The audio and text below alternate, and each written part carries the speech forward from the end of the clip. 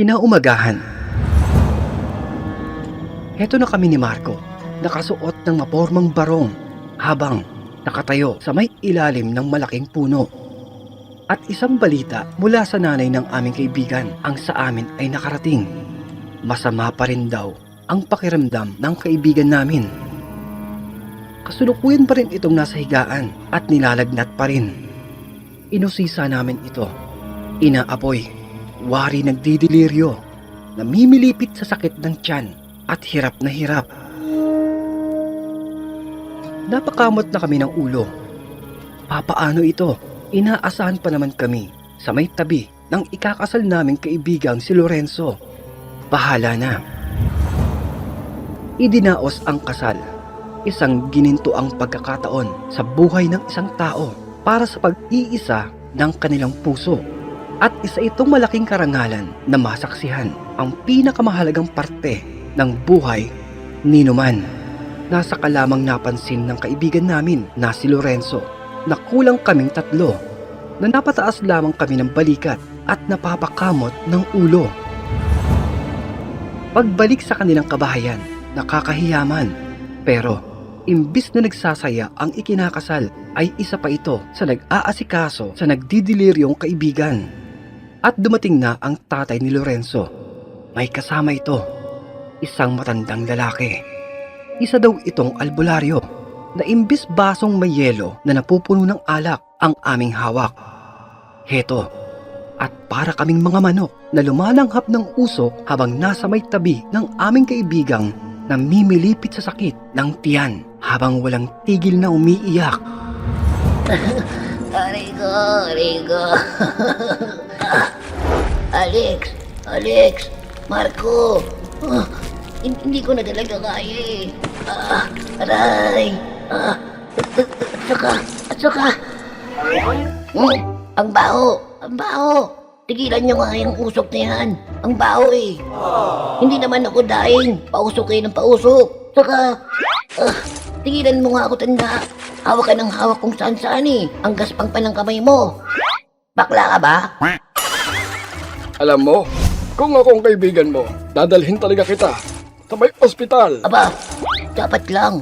Ang sakit na nga ng katawan ko eh. Abay, oo. Dadalhin kita doon sa pinakamalayo o kaya sa may veterinaryo. Visit ka, makasabi ka naman ng bakla. Eh kahit maging bading ako, hindi kita papatulan. Tsura nito.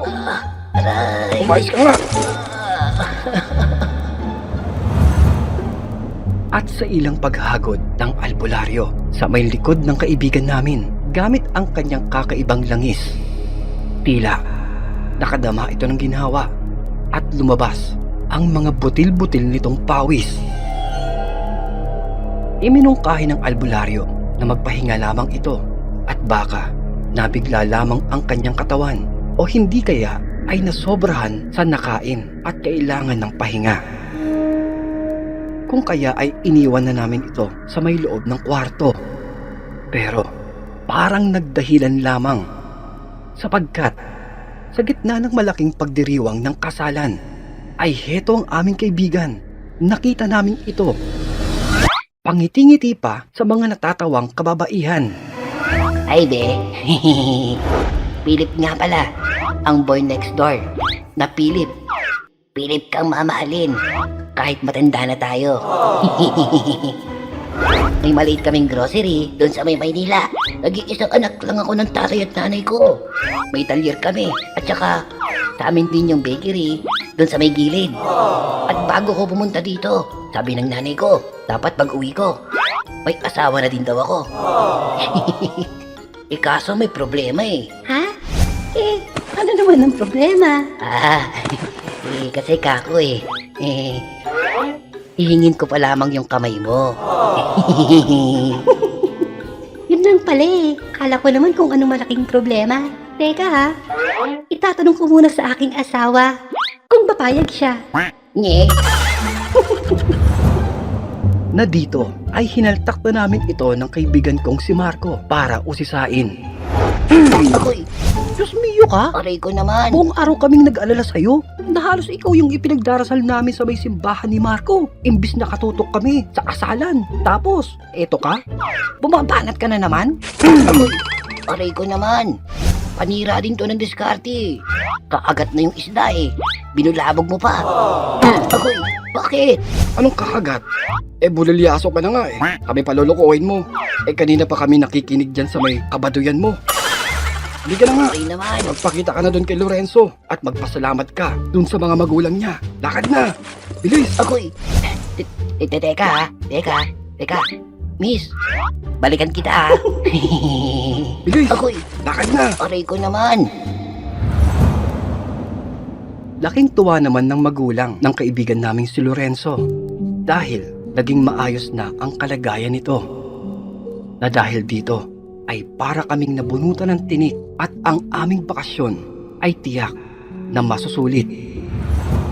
Napakasaya ng kasal. Makikita mo sa bawat ngiti ng aming kaibigan kung gaano ito kaligaya at naabot na niya ang pangarap na magkapamilya. Sapagkat di nga! Talaga? Wow! Congrats sa inyo ha! Kumare! Sana yung unang anak nyo na yan, baging lalaki. Para naman may makakasama na kaming bambabae. Agoy! Nakaloka talaga. Biro lang naman eh. Basta kahit anong kasarian naman yung ipagkakalob sa amin ng Diyos, maging malusog ang pangangatawan. Ayos na yun. Lumalim na ang gabi. Mas dinagsana ang kasalan na parang ang dating ng mga panauhin ay walang katapusan. Nabiro pa nga ng magulang ni Lorenzo na kung sa probinsya nais mong ganapin ang mga bagay na ganito, dapat ay mabuting paghandaan mo hanggat maaga ay mapag-ipunan dahil ito ang mayamang kultura ng pakikipagkapwa sa bawat probinsya na hindi mawawala. Dagdag pa niya, ay nagsisimula pa lamang ang mga taong papunta.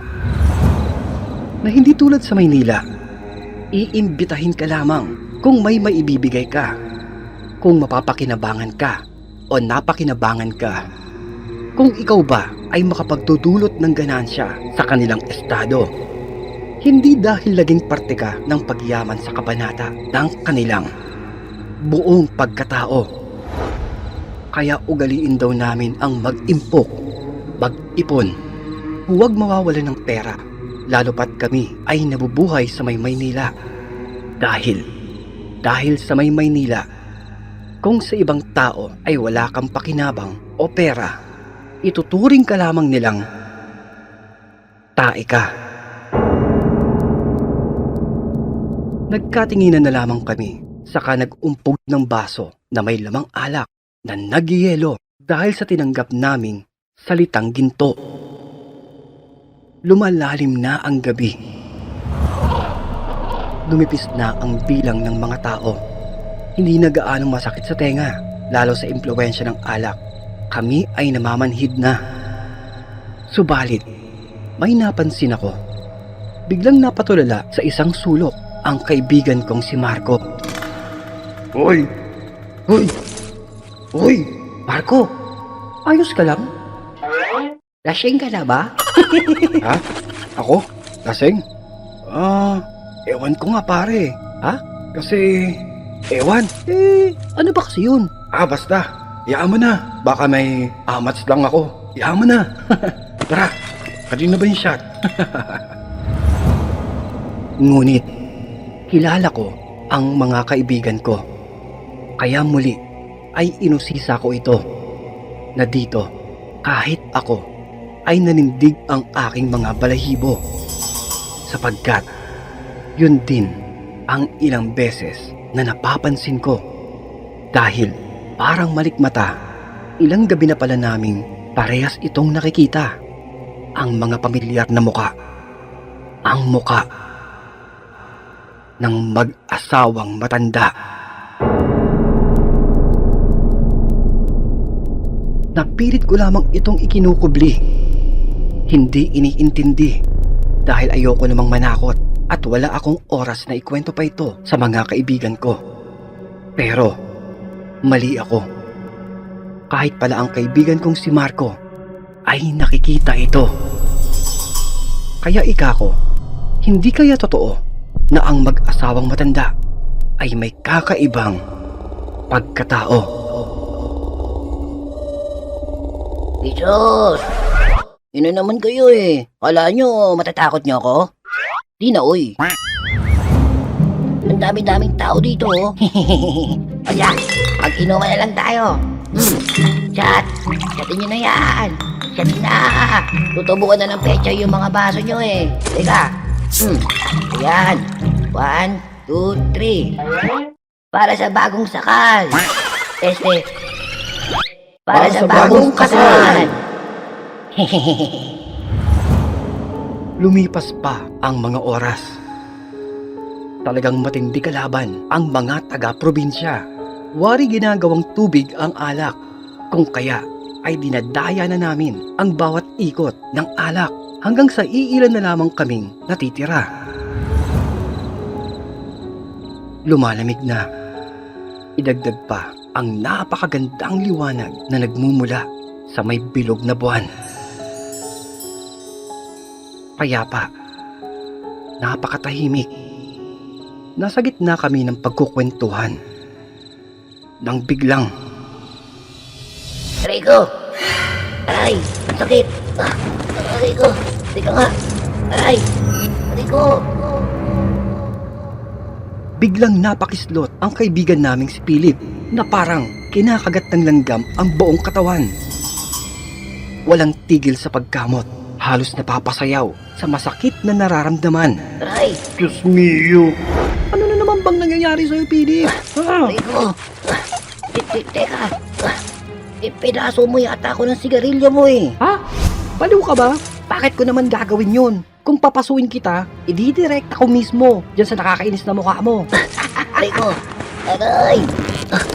Lintik na mga biro namang yan oh. Walang ganunan. Masakit eh. Ha? Kala kasi nakakatuwa eh no. Sira ulo ka na ba talaga? Aray! Eh wala naman pumapaso sa'yo eh. Anong wala? Eh naramdaman ko eh. May nagtistis ng baga ng sigarilyo sa may katawan ko. Masakit eh. Eh wala naman pumapaso sa'yo eh. Ewan ko sa inyo. Ang papangit nyo kabanding. Mga pangit. Iba din.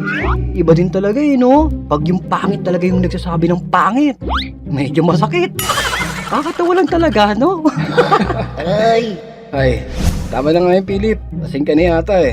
Pagpahinga ka na dun, sa may kwarto mo. Sige na. Aray! Masakit eh. Ewan ko sa'yo. Tulog mo na yan. Nang lumaki ka pa. Pahinga na.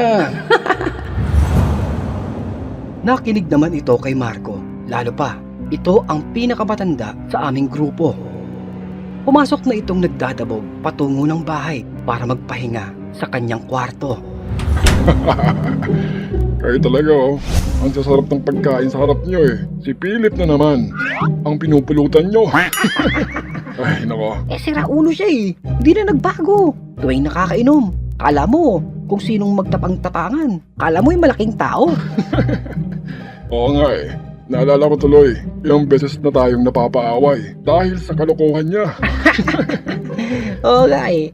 Pero kahit ganyan yan, wala na tayong magagawa dyan eh. Sa atin na lumaki yan eh. Parang hindi naman lumaki. Yung mata lang niya, ang lumalaki palagi. Nang biglang, kumilos ang kaibigan naming si Marco. Mabilis kaming hinawi at sinabi, "Shh! Teka lang, mga pare, narinig niyo ba yun?" Ha? Ang pare naman ba yun, Marco? Ha? Hindi niyo ba narinig yun? Ha? Eh, ang alin nga? Subalit, sabay pa kami ni Marcong napalingon kay Lorenzo. Nabigla itong tumayo, saka may dinampot sa may sulok. Isang mahaba at matulis na gulok. Saka sinabi nito, Tay! Tay! Andito na naman sila. sabay kaming nagkatinginan ni Marco. Naguguluhan sa ikinikilos ni Lorenzo. Nagtataka kung sino ba ang tinutukoy nitong sila. Sino? Na seryosong sagot naman ni Lorenzo. Aswang! May aswang sa paligid mga pare! May aswang! Napatulala kami ni Marco, hindi dahil sa may sinabi nitong may aswang, kundi kung gaano ito katapang. Hindi namin siya kilalang ganito ka-agresibo.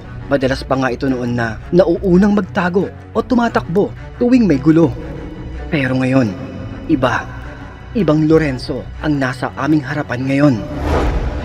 Matapang, ang tindig ay makisig, matalas ang kilos, alisto, habang mahigpit na hawak ang gulok sa may kanan nito. Na dito ko napagtanto, may kanya-kanyang pinagdalaanan talaga ang bawat tapang ng tao. Hindi man ito kapantay sa panahong nais mo na sumabay sa'yo, pero dadaigin ka sa mga pagkakataong mabibigla kayo. At buong tapang itong biglang tumakbo papasok ng bahay nito. Anak ng... Hoy! Lorenzo! Naraulong to! Kala ko pa naman ang tapang-tapang mo.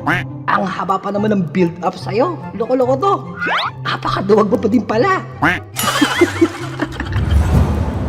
Nasa ka ko lamang naisip. Hindi ito duwag. Sadyang mautak. Nauna niyang babantayan ang pakay nang sinabi niyang mga aswang. Ang asawa niyang buntis ng 4 na buwan.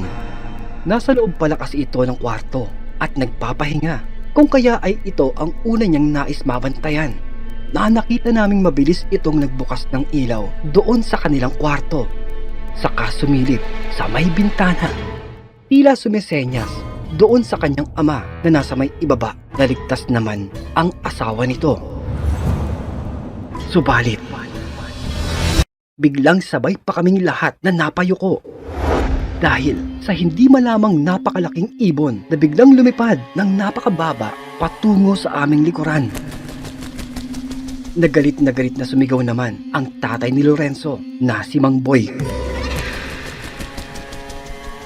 Naika nito sa may aswang na huwag nitong balakin pang bumalik dahil sisiguraduhin nilang babalatan nila ito ng buhay sa gitna ng plaza. Pero parang sinasadya, humuhuni pa ng malakas ang aswang na tila tumatawa. Wari ng hahamon. Kung kaya ay inutusan ng tatay ni Lorenzo ang kanyang mga kasama na magsiga ng gulong sa bawat sulok ng kabahayan at handa silang magbantay hanggang sa pagputok ng bukang liwayway. Saka galit na galit itong sumalok ng alak. Mabilis na nilagok at itinaga sa isang haligi ang hawak na gulok.